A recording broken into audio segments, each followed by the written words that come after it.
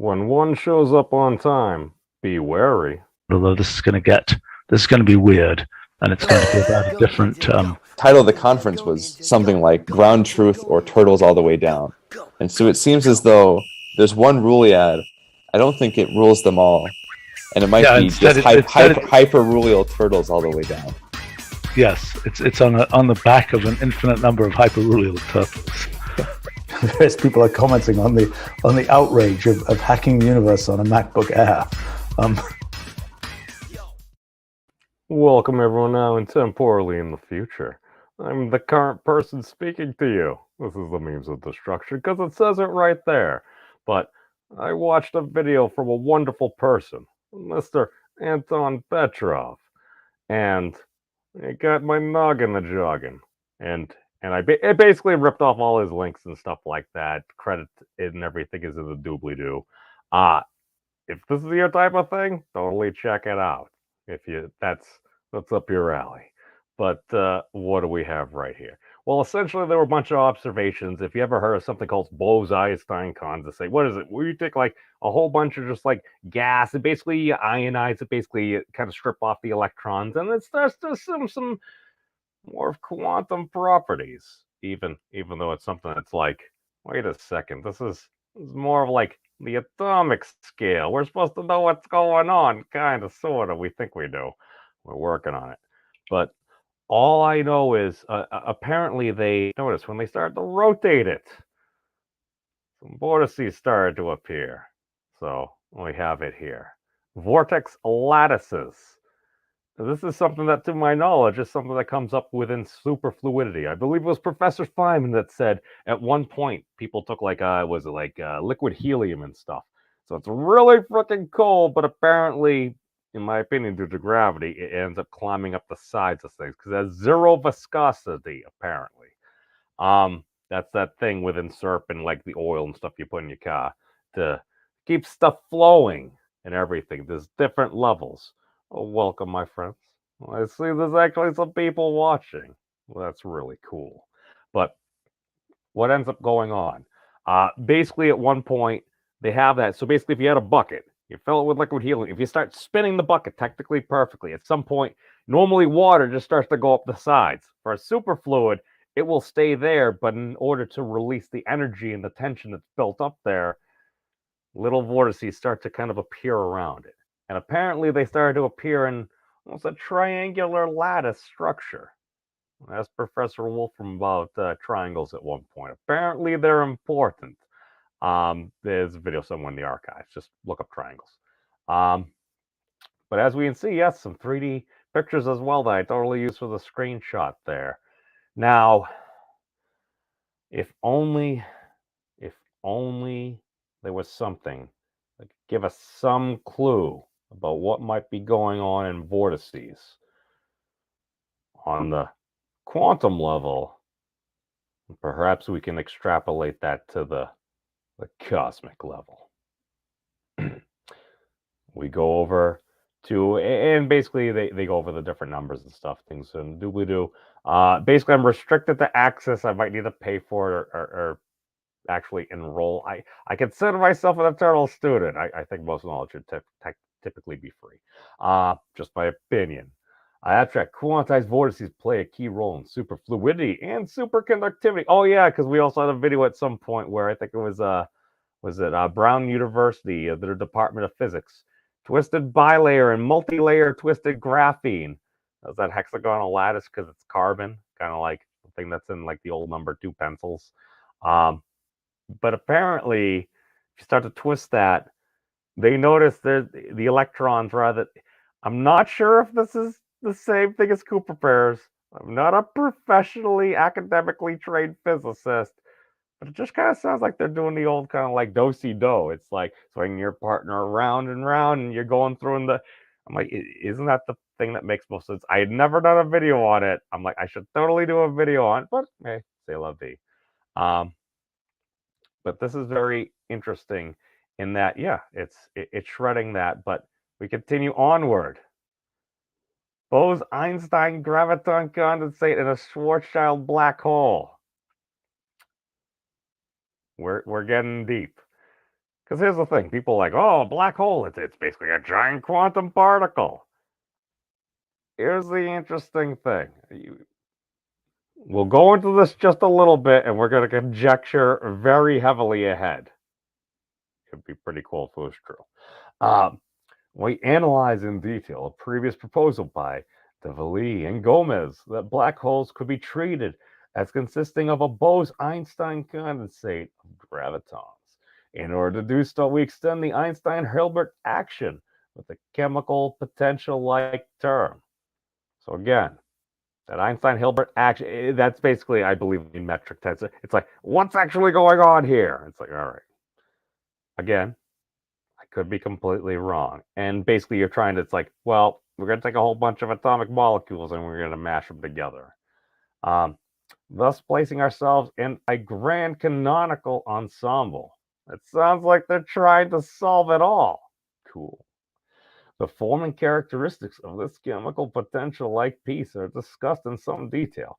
We argue that the resulting equations of motion derived from the action could be interpreted as the Grosseteste equation, describing the graviton Bose-Einstein condensate driven by the black hole gravitational field.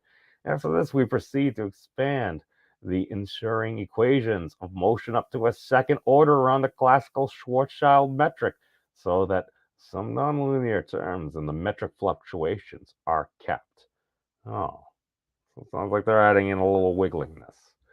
Next, we search for solutions and model some very plausible assumptions. We find out that the condensate vanishes outside the horizon, but is non-zero at its interior. Oh. Disappears outside, but not. Oh, because technically it was that thing when we did with Professor Bill Unruh. It's like, apparently it's like, you're here. Apparently there's actually nothing there. Like, there's nothing there. That's weird. That's weird. There's always something supposed to be going on in, like, space-time and stuff. It's weird. Blah, blah, blah, blah. All right. Interior. Inspired by our linearized approximation around the horizon, we're able to find an exact solution to the mean field wave function, describing the graviton Bose-Einstein condensate in the black hole interior. After this, we can rederive some of the relations involving the number of gravitons n and the black hole characteristics along the lines suggested by Dalby and Gomez. I have totally not read any of this. Like any good YouTuber, I kind of slightly glance. I should plug these into Wolfram Alpha, see what comes up, because I have my own opinions about what's going on, but that's freaking awesome, man. People are working it out. Big vortex. Essentially, when you map it, you kind of get this honeycomb type thing. Again, big shout out to the wonderful person. It's on Petrov. I think the bees have known something. I'm just saying. If this is a minute, and also when you the break and scale symmetry of a circle, if you do 7 circles within it that are all the same size, basically minus the center circle, you basically get a hexagon. Imagine 6. What can we learn from the snowflakes? But that's pretty freaking sweet right there. Now, okay, we did vortices in black holes. Okay, this was the other paper. All right. Right. Give Davali, and I think this is the same thing. Blah, blah, blah, blah. Oh, this is another work. Yeah. We argue that black holes emit vortex structures. This is based on a graviton condensate description of a black hole, as well as the correspondence between black holes and generic objects with maximal entropy, comparable with unitarity, so-called saturons. Entropy? I think you could utilize as a conversion between stuff and things that we understand, maybe energy and stuff, to information. Because apparently information generates entropy. I'm not saying that black holes form due to basically reaching the limit of information. That'd be pretty freaking sweet. Might also explain things. We also seem to be using it as a model. If it works, hey, whatever. I'm just saying, if we use matrices, that sounds like information. We show that due to vorticity, a cue-ball type Satyron, calculable renormalizable theory, obeys the same extremality bound on the spin of the black hole. Correspondingly, a black hole with extremal spin emerges as a graviton condensate with vorticity. This offers a topological explanation for the stability of extremal black holes against Hawking evaporation. Now we show that in the presence of mobile charges, the global vortex traps a magnetic flux of the gauge field. This can have macroscopically observable consequences. For instance, the most powerful jets observed in active galactic nuclei can potentially be accounted for as a signature. Such emissions can occur even without a magnetized accretion disk surrounding the black hole. The flux entrapment can provide an observational window to various hidden sectors, such as millicharge dark matter. Ooh, fancy. Now, find cool pictures. Oh, look at that. All right, that's vortex profile two-dimensional case fluctuation with different charges here. M equals F equals 1. Okay. So basically, here's the thing. At some points, like you get some vortices kind of going in, they're kind of going out. Now, here's the thing. Is this happening like at the event horizon? Is it happening around the event horizon? It's actually a raid. Yes, I should have totally done this before. The microscopic structure of black holes remains to be understood. One of the main obstacles is lack of experimental probe of black hole quantum properties, and this is very important to identify and explore those macroscopic theories that lead to macroscopically observable phenomena. In this note, we shall create awareness about one such phenomena, vorticity. Our proposal is based on two lines of thought. On one hand, there are physical indications that the quantum level black hole of radius r represents a condensate of soft gravitons. Gravitons are characteristic wavelength r and frequency. So, yep, wavelength is about 1 over r. The defining property of a black hole is the graviton constant is at the critical point of saturation, also referred to as the maximal packing. At this point, the occupation number of gravitons and their quantum couplings we shall work in 3 plus 1 dimensions. I thought there was no time in a black hole. Okay, continue. All right, yeah. Oh, we got the Planck mass in there. It's a very nifty unit of existence. And entropy satisfy the relation. Taking into account this is clear, it reproduces. Yeah, way. Blacking hole, Hawking entropy, blah blah blah.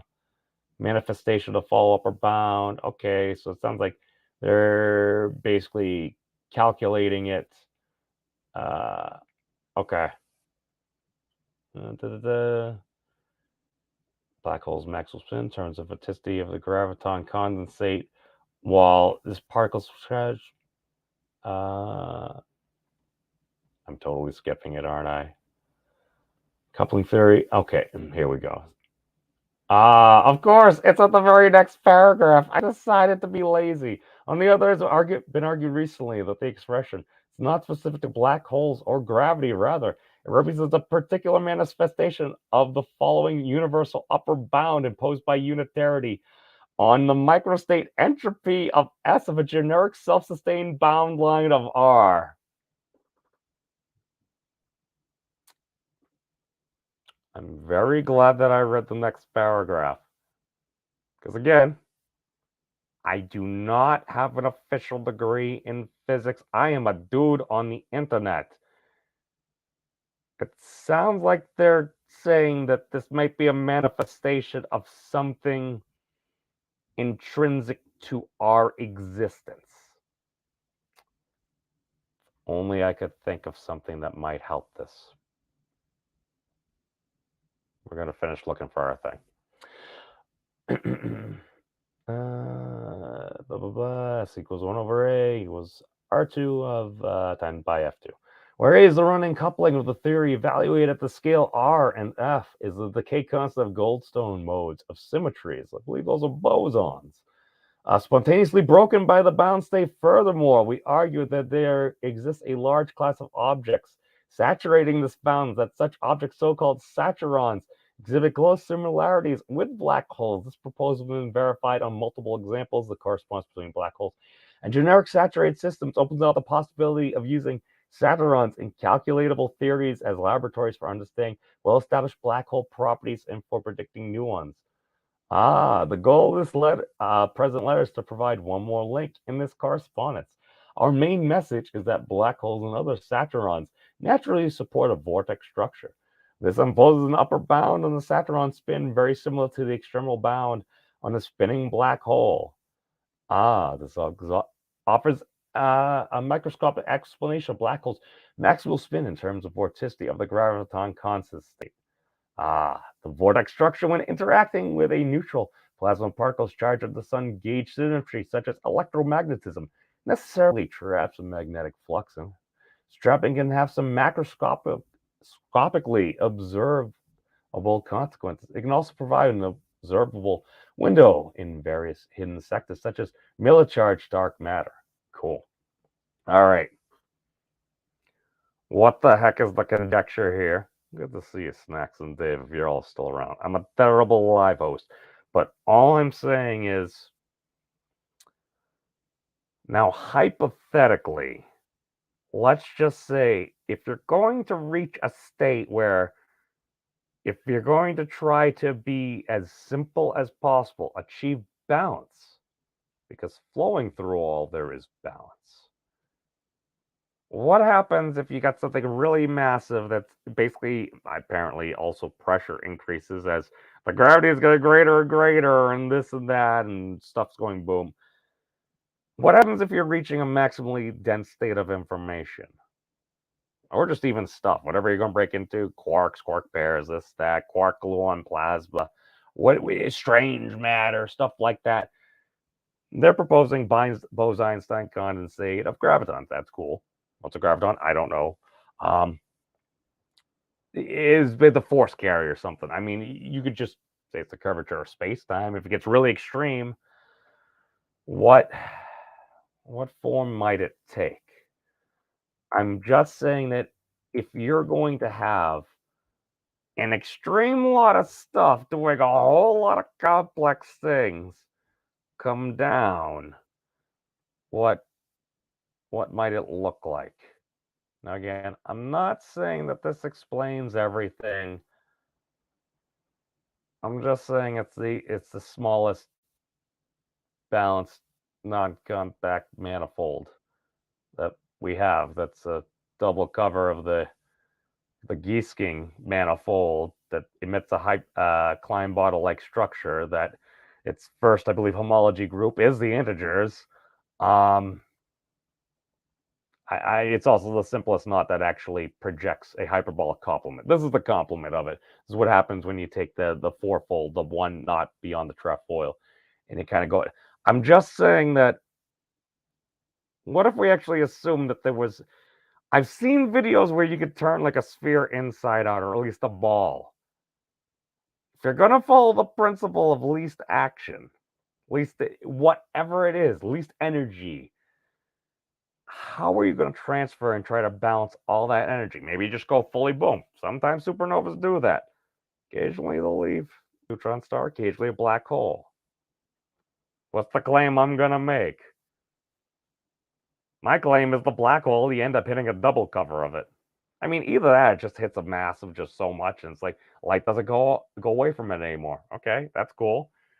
Are you going to be able to radiate heat? I don't know. That sounds like light to me. Again, if you can invert it, if you want all this stuff and it's going to follow the easiest bounds, and you're going to try it inside out to maintain balance, I don't know. It require a lot of parameterization and then collapse into a balanced structure that can persist. So, it's a lot of speculation. Went longer than I thought. Oh God, I'm late. Just like the white rabbit. Hey, we like all different types of bunnies here. But that's all I got for right now. Peace out, everybody. Be safe. No matter what happens, it's going to be tomorrow. I hope. I got faith in this. Be safe, everyone. Have you guys checked out the Memes of Destruction's channel? He's an interesting dude. I like him.